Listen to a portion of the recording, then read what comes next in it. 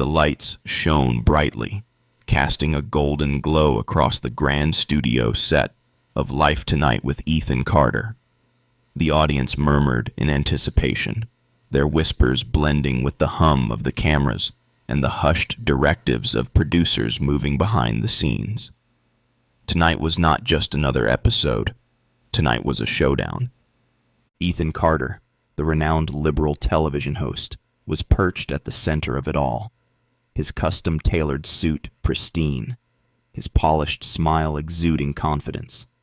His reputation as a sharp-witted interviewer, infamous for trapping his guests with cleverly disguised rhetoric, preceded him. He had dismantled many a political figure with his pointed questions and viral-worthy rebuttals. But tonight's guest was different.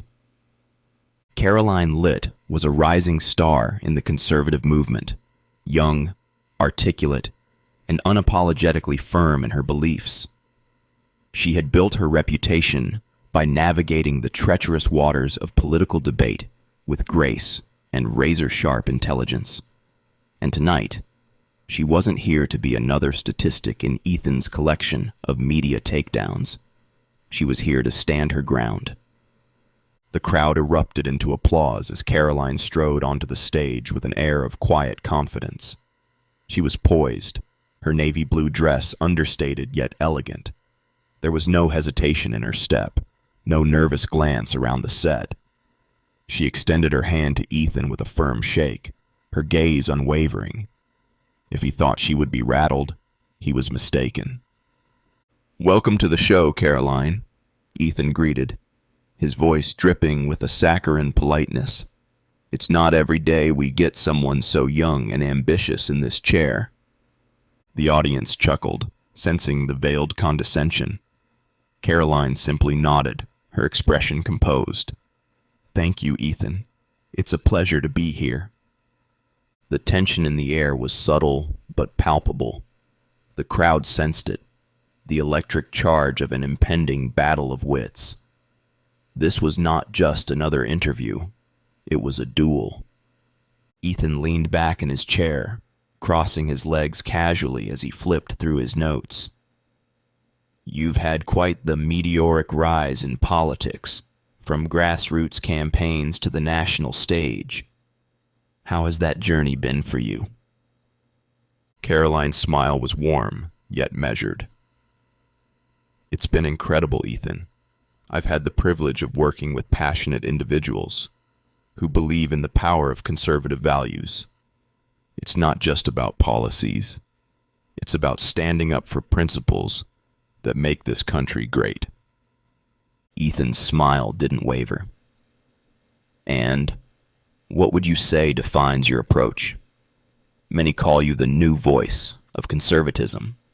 What does that mean to you?" She leaned forward slightly, hands resting delicately on her lap. "For me, it's about bringing energy and fresh perspectives to the table while staying true to timeless values. It's about listening to people, understanding their struggles, and offering real solutions, not just rhetoric." The audience listened attentively. Her clarity and composure were disarming. Even those who came expecting a confrontation found themselves intrigued.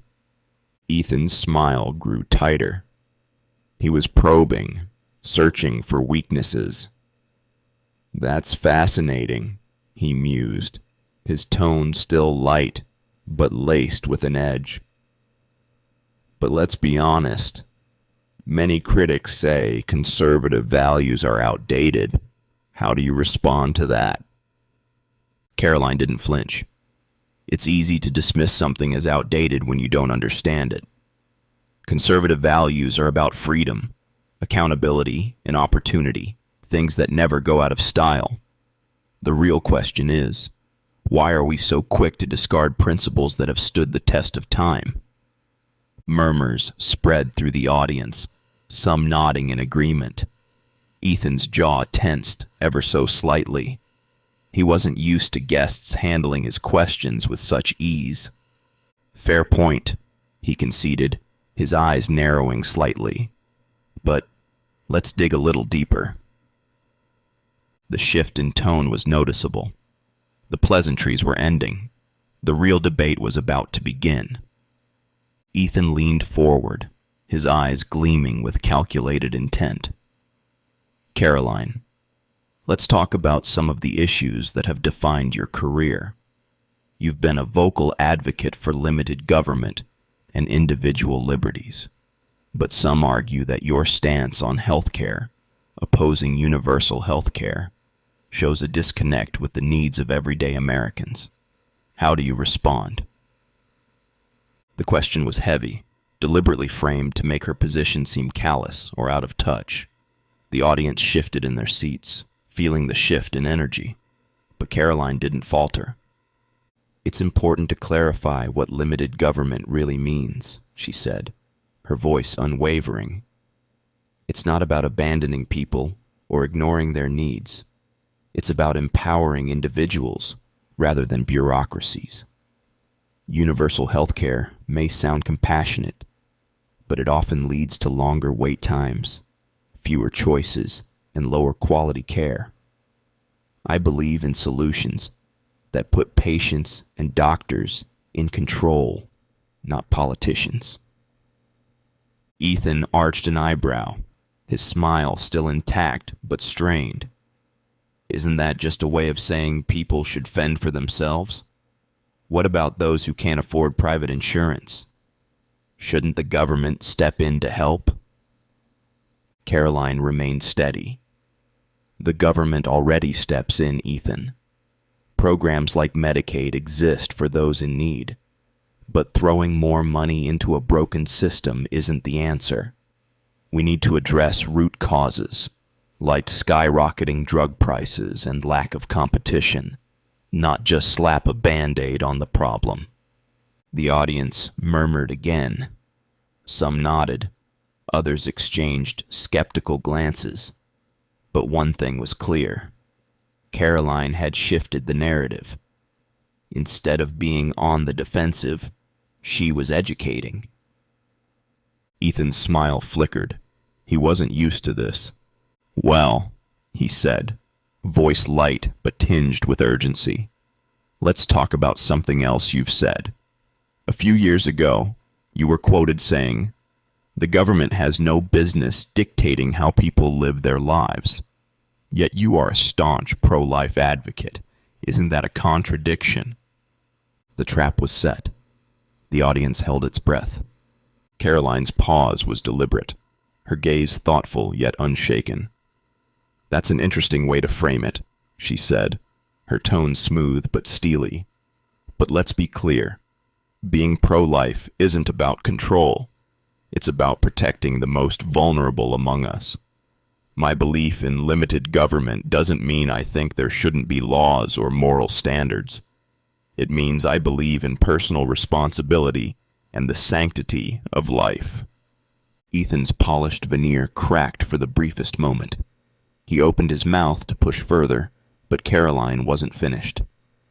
Let me ask you something, Ethan, she continued, her tone now sharper. If we're going to talk about contradictions, why is it that the same people who champion women's rights often silence women who disagree with them? Shouldn't true feminism include all voices, not just the ones that fit a certain narrative? The crowd erupted. Some clapped, others gasped. Even Ethan blinked in surprise. Want to hear what happens next?